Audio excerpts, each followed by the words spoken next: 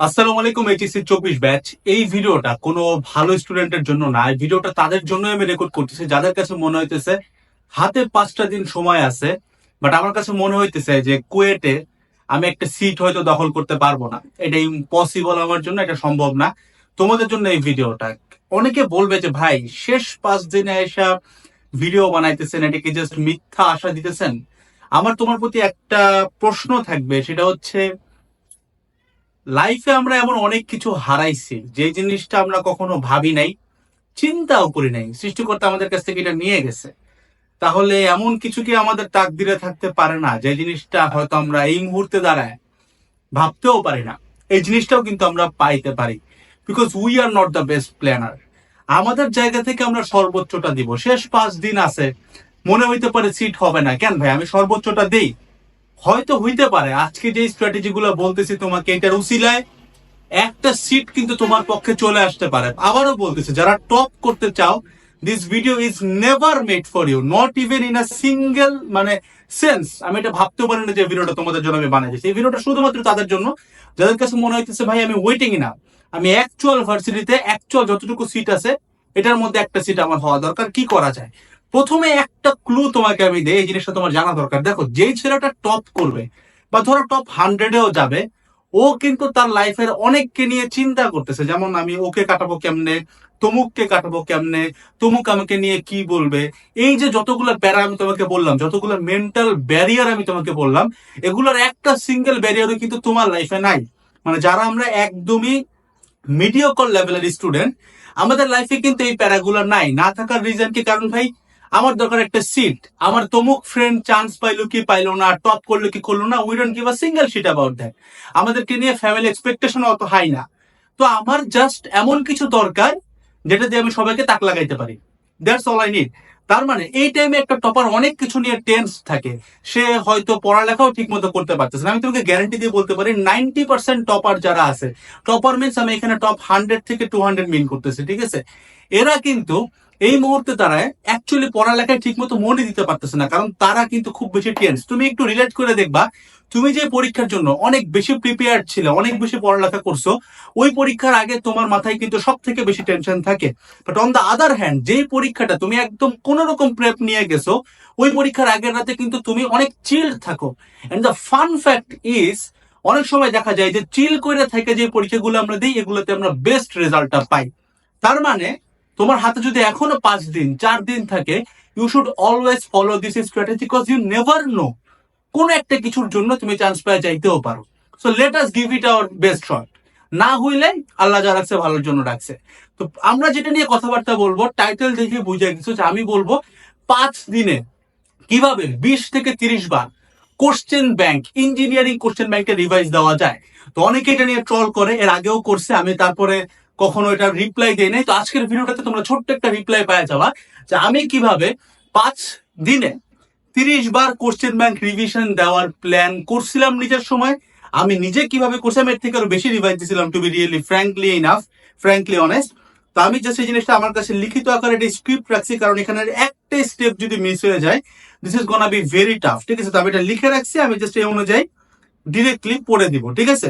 পড়ে দিবেন, অবভিয়াসলি এখান থেকে আমি আমার কিছু স্ট্র্যাটেজি বলবো। অ্যান্ড আরেকটা ব্যাপার, আমি এখানে টোটাল হচ্ছে কি তোমার 6টা স্টেপ বলবো। তো 6টা স্টেপের মধ্যে যারা যারা অলরেডি আমাদের কোশ্চেন ব্যাংক ব্যাচে ছিলা, তোমাদের প্রথম 4 থেকে 5টা স্টেপ করার দরকার নেই, তুমি ডিরেক্টলি 6 স্টেপে যাবা। তো তোমাকে, যারা ব্যাচে নাই, কোনো সমস্যা নাই, take 3 hours, 4 hours, maximum 5 hours. এইটুক টাইমে তোমাকে আগে কোশ্চেন ব্যাংকটাকে কম্প্যাক্ট করতে হবে। বিকজ তুমি বুঝতেই পারতেছো 5 দিনে 30 বার কোশ্চেন ব্যাংক পুরাটা রিভাইজ দেওয়া ইজ কমপ্লিটলি ইম্পসিবল। তো আমাদেরকে যে কাজটা করতে হবে, সবার আগে এই কোশ্চেন ব্যাংকটাকে ধরে কম্প্যাক্ট করতে হবে, ছোট করতে হবে। ছোট করার পর এবার ওটারে আমরা যতবার রিভাইজ দিতে পারি। ইমাজিন করো তোমার কোশ্চেন ব্যাংকে ধরো ম্যাথ আছে, এমসিকিউ কে ইনক্লুড করলে, আবারও বলে রাখি, কুয়েট ভর্তি পরীক্ষার জন্য শুধুমাত্র ইঞ্জিনিয়ারিং এমসিকিউ দেখলে হবে না, রিটেন থেকে অপশন দিয়ে ওইখান থেকে এমসিকিউ আসতে পারে। তো তোমাকে পুরো ইঞ্জিনিয়ারিং কোশ্চেন ব্যাংকে কভার দিতে হবে, তাহলে তুমি এখান থেকে 70 to 80% পাবা। এবং যেটার প্রুফ আমি কিন্তু তোমাদেরকে দিব, পরীক্ষার দিনই তোমাকে আমি দেবো। জাস্ট কোশ্চেনটা আউট হোক, পরীক্ষা দিয়ে আসো তোমরা, আমি তখনই দিব, ঠিক আছে? তো কোশ্চেন ব্যাংকের পুরাটা আমাদেরকে দেখতে হচ্ছে। তাহলে এই পুরো কোশ্চেন ব্যাংকে ধরো, সে ফর গ্রান্টেড এখানে ধরো 1000 ম্যাথ আছে ধরো, তো আমাদের টার্গেট থাকবে এই 1000 ম্যাথটাকে কমায়া কিভাবে 200টা ম্যাথে নেওয়া যায়, কিভাবে 100টা ম্যাথে নেওয়া যায়।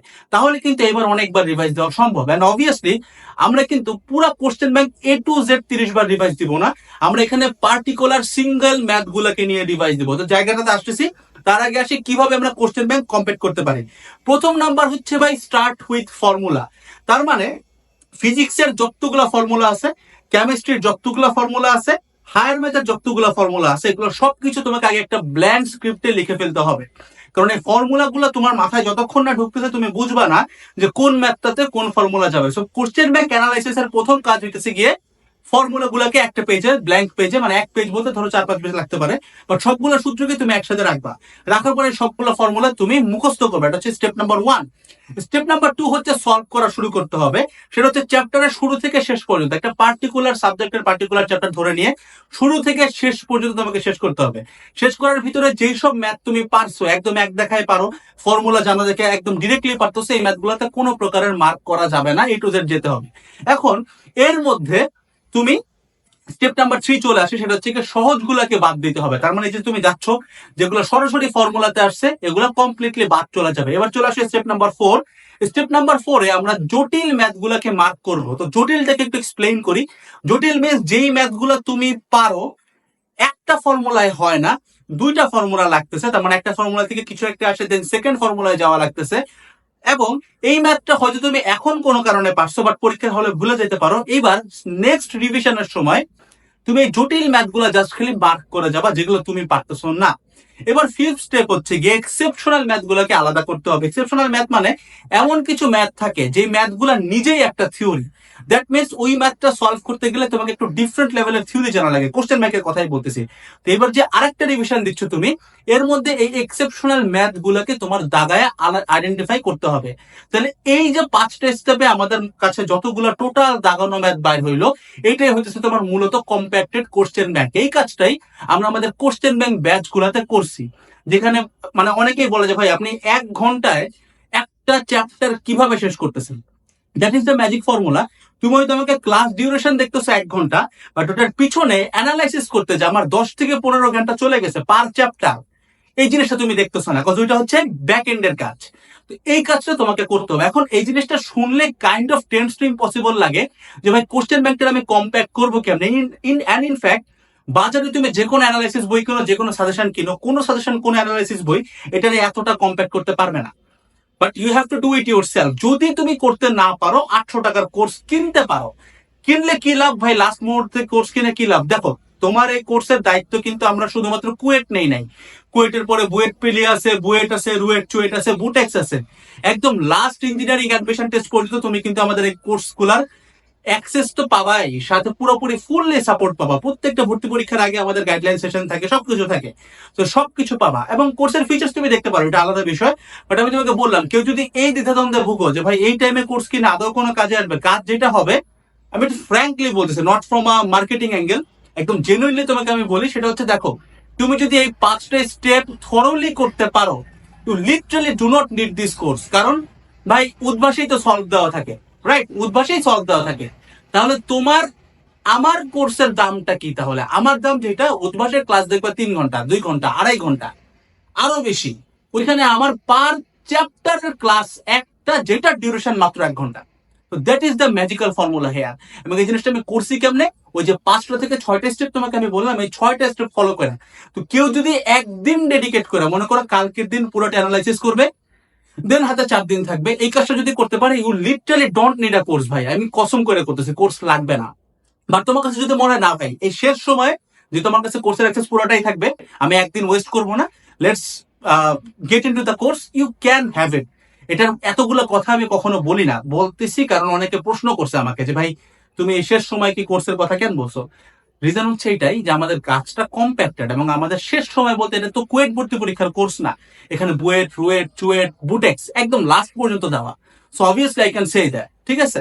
এন্ড যেহেতু এই জিনিসটা কম্প্যাক্টেড করা, এটা অবভিয়াসলি আমার কাছে মনে হয় যে মানে যতটা ভ্যালু পাওয়ার কথা, মানে ততটা ভ্যালু আমরা অবশ্যই রাখতেছি না। 800 টাকা দিয়ে এই জিনিসটা আমরা দিয়ে দিচ্ছি, এন্ড স্টুডেন্ট এটাকে অনেক অ্যাপ্রিসিয়েট করতেছে, যারা যারা এই কোর্সের ভিতরে আছে। মোরলেস 500-র উপরে আছে স্টুডেন্ট, জাস্ট ইঞ্জিনিয়ারিং এর কথা বলতেছি।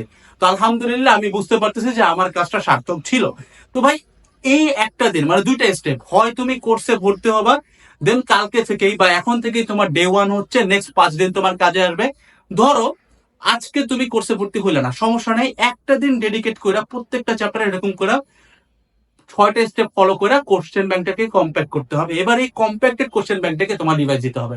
That is the main strategy. আমি যখন বলি আমি এত মোটা একটা কোশ্চেন ব্যাংক 30 বার রিভাইজ দিয়েছি, 50 বার দিছিলাম আমার সিজনে, দ্যাট ডাজন্ট মিন আমি A to Z করছি ভাই। থিঙ্ক ওয়াইজলি ভাই, পুরাটা কেন করবো? আমার দাগানো ম্যাথ ছিল ভাই। আরে ভাই আমার একটা বেসিক সিম্পল জিনিস বলো যে y equals to mx plus c একটা সরলরেখার সমীকরণ, এই সমীকরণ আমার বাইর করতে হবে। তো এই জিনিসটা ভাই আমার 50 বার দেখা লাগে না, এটা তো একবার না দেখলেও হয়, ফর্মুলা জানলেই তো পারা যায়, রাইট? দ্যাটস আমি আগে বললাম যে ফর্মুলাটা দেখতে হবে। তো তারপরে যেই ম্যাথ গুলো কঠিন ছিল ওইগুলো আমি 50 বার করছি। আমি তোমাকে রাফলি বলতে পারি আমার টোটাল যতগুলো ম্যাথ পড়ছিল এটা হয়তো মানে গ্রস এটা 450 থেকে 500 মতো আসবে, ফিজিক্স এন্ড ম্যাথ মিলায়, ঠিক আছে? কেমিস্ট্রি তো একটু থিওরিটিক্যাল ব্যাপার। তো 450 থেকে 500 ম্যাথ আমি আমার সিজনে ইজিলি কভার করতে পারছিলাম। এটা খুব একটা কঠিন না এবং এই মুহূর্তে দ্বারাও পসিবল। কারণ বুঝো, প্রথমবার রিভিশন দিতে তোমার অনেকবার টাইম লাগবে, সেকেন্ড রিভিশনের টাইমটা কমবে, থার্ড রিভিশনে আরো কমবে, এরকম করতে করতে করতে রিভিশনের টাইম যতবার মানে সিকোয়েন্স যত বাড়াবা, আলটিমেটলি তোমার রিভিশন দিতে তত সময় লাগবে না। তো দ্যাট ইজ দ্য রিয়েলিটি। তো ভাই কোর্স টোর্স করা লাগবে না, তুমি যেটা করো কালকের দিনটা কমপ্লিটলি ডেডিকেট করো এই কোশ্চেন ব্যাংকটা কম্প্যাক্ট করার জন্য। কোনো সাজেশনের জন্য দৌড়াও না, কোনো অ্যানালাইসিসের জন্য দৌড়াও না, কারণ এগুলো মূলত বই বড় হয়ে যায়, ছোট হয় না, এগুলো দেখবে আরো বড়। কারণ ওরা সেফ মার্জিনে খেলার জন্য সবই দিয়ে দেয়, সো দ্যাট বলতে পারে কমন আসছে। তো তোমাকে নিজে হয় কম্প্যাক্ট করতে হবে অথবা আমাদের কাছ থেকে কম্প্যাক্ট করে নিতে পারো, তাহলে কালকে থেকে তোমার ডে ওয়ান। আদারওয়াইজ কালকে কম্প্যাক্ট করে পরের দিন থেকে ডে ওয়ান দিয়ে শুরু করতে হবে। যতটুকু টাইম আছে না কেন ভাই, 30 বার না পারলো, আমি জানি এখানে 30 বার পারবে হয়তো 1%-এরও কম মানুষ, 30 বার না পারলেও অ্যাটলিস্ট 5 থেকে 10 বার করে যাও।